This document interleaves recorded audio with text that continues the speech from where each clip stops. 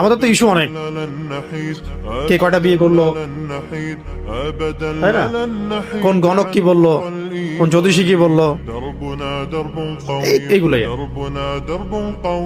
এটা আসলে খুবই লজ্জার। জাতিগতভাবে আমরা কেন জানি এইরকম, এটা আমাদের জন্য লজ্জার।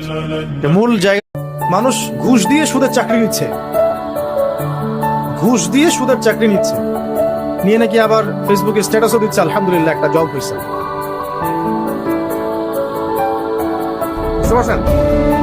যখন তোমার পাপ তোমাকে বাধা দিবে না, তোমার ভিতর থেকে একটা বাধা আসবে না যেটা পাপ, বুঝবা যে ঈমান নাই তোমার। যখন ভিতর থেকে পাপ করলে একটা বাধা আসে, বুঝবা তুমি ঈমানদার। মানে পাপ করলে যদি বাধা আসে ভিতর থেকে যে আমি একটা খারাপ কাজ করেছি, আল্লাহর কাছে আমাকে তওবা করতে হবে, ইস্তেগফার করতে হবে, তখন বুঝবেন যে আপনার ভিতর ঈমান আছে। এই জন্য আল্লাহ পাক আপনার মনের মধ্যে এই চিন্তা নিয়ে আসছেন। আলহামদুলিল্লাহ। যার যার কবরে তাকে তাকে চোখ, নিজের আমল নিয়ে ফিকির করে, নিজের কবর নিয়ে ফিকির করে, অন্যের দিকে চোখ দেওয়া বন্ধ করেন, আগে নিজের কবর। আল্লাহ পাক সবাইকে তৌফিক এনায়েত করুন। যারা বুদ্ধিমান তারা নিজেকে নিয়ে ব্যস্ত থাকে, যারা যারা অহংকারী উদ্ধত এরা মানুষের পিছনে পড়ে থাকে।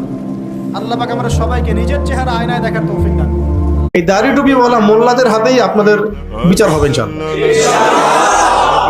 কারণ দাড়ি টুপিওয়ালা মোল্লারাই সামনে বিশ্বের শাসন ক্ষমতা পেতে যাচ্ছে। এটা শুনলে হাসবে এরা, কিন্তু এটা বাস্তব। যে ব্যক্তি দুনিয়ার জন্য দুনিয়া করে, আল্লাহ পাক তাকে ইহকাল পরকাল দুটোই নষ্ট করে দিবে। যে ব্যক্তি পরকালের জন্য দুনিয়া করবে, আল্লাহ পাক তার দুনিয়া গুছিয়ে দিবেন, আখিরাতও গুছিয়ে দিবেন ইনশাআল্লাহ।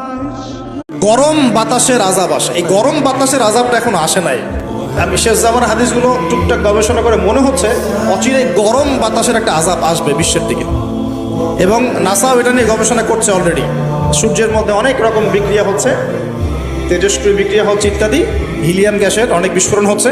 এইগুলো আপনি বিশ্বাস করেন, কারো সমালোচনা করে বা কাউকে জোর করে ছোট করে অন্যের সম্মান বাড়ে না।